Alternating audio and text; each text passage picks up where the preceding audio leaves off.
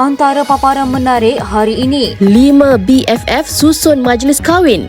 Video tukar pelamin raih lebih 15 juta tontonan berbaloi 6 bulan peram klip rakaman. Kemudahan penjara tak dapat tampung fizikalnya. Peguam mohon Mahkamah pertimbang saiz badan dan kesihatan Siti Bainun. Tak boleh sembunyi dah, ramai tegur tangan Cik Tah jauh beza dengan muka. Netizen kecam Zaira McWilson bergambar bersama Gal Gadot. Itu karma, dulu mengata I macam-macam kan? Ifa Razia sekolahkan Hatan balik.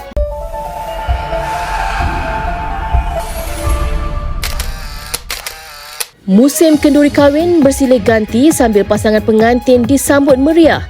Bagi 5 sahabat ini, mereka melakukan sesuatu yang menakjubkan apabila menghasilkan video transisi masing-masing menerima senjabak bunga di pelamin. Menariknya, si penerima jambangan bunga kemudian bertukar menjadi pengantin mengikut turutan sambil pelamin di bahagian belakang turut berubah. Video berdurasi 14 saat itu pula berakhir dengan sahabat yang kelima menerima jambangan bunga tersebut tanpa transisi. Video yang tular di media sosial itu turut mencetuskan tanda tanya netizen bagaimana rakaman tersebut boleh dilakukan di 4 majlis perkahwinan berbeza dalam tempoh singkat. Bercakap kepada wartawan, salah seorang daripada mereka, Farah Aida Muhammad berkata, video itu yang menghimpunkan 4 klip yang dirakamkan di 4 majlis perkahwinan termasuk dirinya sendiri. Lebih mesra disapa Farah, katanya keseluruhan video tersebut mengambil masa selama 6 bulan sebelum dikongsi di media sosial yang mana turut melibatkan 4 sahabatnya. Farah berkata dia tidak menyangka video trend yang dilakukannya bersama 4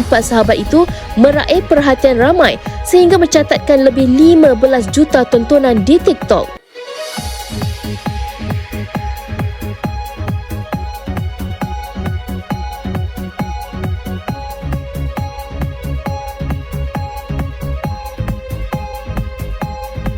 Mahkamah Seksyen Kuala Lumpur menjatuhkan hukuman penjara 12 tahun terhadap Siti Bainun selepas didapati bersalah mengabai dan mendera remaja sindrom Down Bella. Hakim Perbicaraan Izralizam Sanusi turut memerintahkan pengasas rumah bonda itu melakukan khidmat masyarakat selama 200 jam selepas selesai hukuman penjara serta tanda tangani bon berkelakuan baik selama 5 tahun. Terdahulu, Parlimen telah meluluskan pindaan kepada Akta Kanak-Kanak 2001 bagi memastikan kesalahan penderaan kanak-kanak dikenakan hukuman berat jika sabit kesalahan. Menegaskan apa yang dilakukan Bainun terhadap Bella kejam, apatah lagi dia merupakan aktivis dalam kebajikan kanak-kanak tetapi telah melanggar amanah diberikan. Peguam Siti Bainun, Farhan Ma'ruf, dilaporkan merayu agar dia diberikan hukuman ringan tanpa penjara atau tempoh tahanan singkat kerana dikatakan telah insaf selain memberi alasan kemudahan penjara semasa tidak dapat menampung seseorang seperti fizikalnya. Timbalan Pendakwa Raya Zahidah Zakaria bagaimanapun memohon hukuman untuk pencegahan kerana kecederaan Bella adalah serius hingga menyebabkan parut pada badannya kekal sepanjang hayat. Terus dia Bainun, kita follow dia.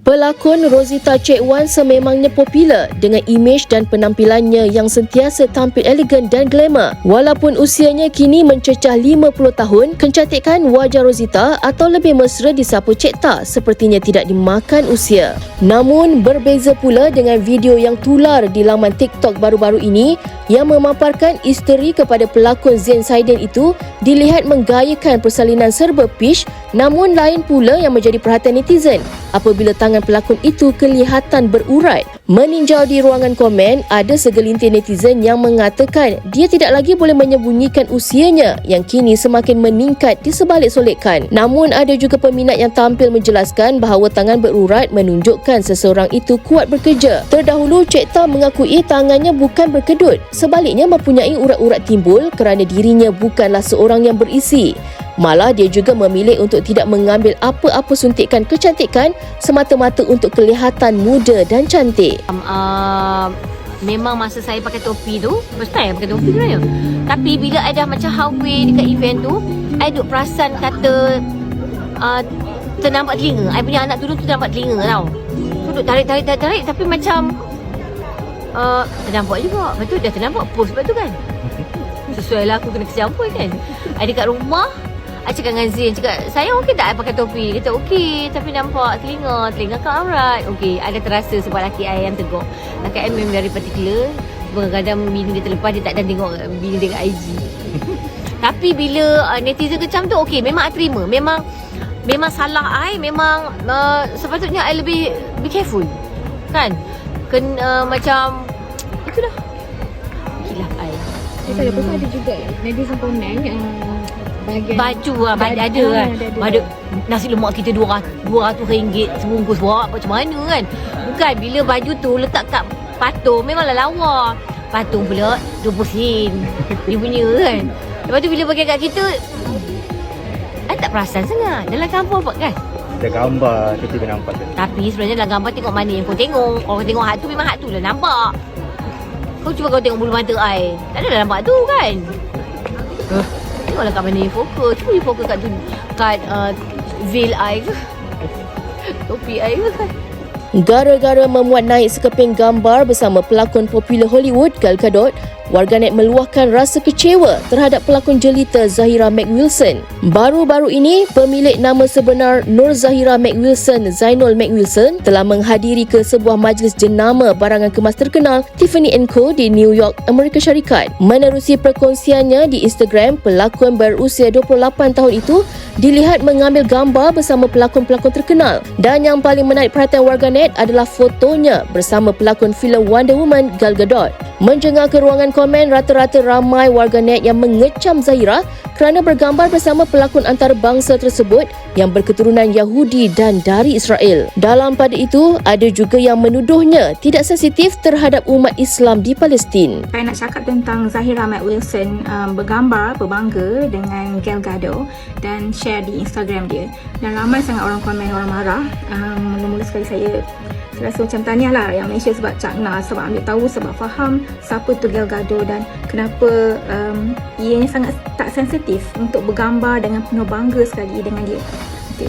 First and foremost, saya nak kongsikan Gal Gadot ni adalah rakyat Israel dan dia sangat berbangga apabila dah pernah bertugas sebagai Israeli defense officer. Maksudnya mereka ni lah orang-orang yang selalu mengganggu, harassing rakyat-rakyat Palestin, merampas hak mereka. Ada yang bunuh, senang-senang je bunuh. Dan Gal Gadot ni dia pernah serve sebagai military di Israel dan dia sangat berbangga bila dapat watak sebagai Wonder Woman. Dia cakap dia punya serving 2 years serve dekat Israeli Defense Army tu banyak membantu dia untuk menjiwai watak Wonder Woman, filem yang korang suka sangat tu. Jadi dia memang sangat berbangga dengan kerja dia sebelum ni yang merampas hak orang lain di Palestin tu. Dan dia juga promote Israeli Defense Army ni. Lepas tu bila ada kejadian di Gaza pun, dia akan buat statement macam Israel yang menjadi bangsa, sedangkan mereka yang ada teknologi tinggi, mereka yang ada lagi banyak duit dan macam-macam lagi lah. Jadi inilah kejahatan Gal Gadot. Dia gunakan Hollywood untuk promote jenayah Israel. Dan bila orang seperti Zahira McWilson, dan I'm sure dia tahu kejahatan Israel ni. I mean, you do not have to be Malaysian to know this. Dan dia berbangga pula bergambar dengan Gal Gadot yang sangat berbangga dengan identiti Israel yang jahat tu. Hangat dibicarakan tentang isu penyanyi Datuk Hatan dan penyampai berita Astro Awani baru-baru ini, dan rakan selebriti Ifa Razia turut tidak terlepas mengulas tentang hal tersebut. Katanya, kesalahan tidak patut diletakkan kepada penyampai berita sepenuhnya, tetapi produser juga perlu bertanggungjawab ke atas apa yang berlaku, memandangkan soalan semuanya daripada mereka. Namun kata Ifa, berdasarkan pengalamannya selama 8 tahun, pengacara atau pembaca berita juga tidak dinafikan cenderung untuk membuat silap. Menerusi live di TikTok, Ifa berkata biasanya individu yang akan ditemu bual pasti akan dimaklumkan sebelum bersiaran oleh pihak produksi. Bukan itu sahaja, usahawan terbabit turut menegur sikap Datuk Hatan yang tidak menjawab dengan elok apatah lagi dia berpengalaman dalam dunia hiburan. Ifa dipercayai memaksudkan kata-kata dan komen Hatan terhadapnya ketika menjadi juri dalam program Terpaling Juara, di mana dia ketika itu menjadi anak murid bimbingan Kapten Naim Daniel. Sebelum ini, komen Hatan sebagai salah seorang juri terhadapnya selepas membuat persembahan mingguan di program tersebut sering meraih perhatian ramai. Dia macam ni, karma habis kita. Dulu dah pengataan macam kan. Producer akan call kita terlebih dulu awal-awal. Dia kata okey, lepas ni lagi berapa minit ni kita nak buat live ni dekat TV saya langsung.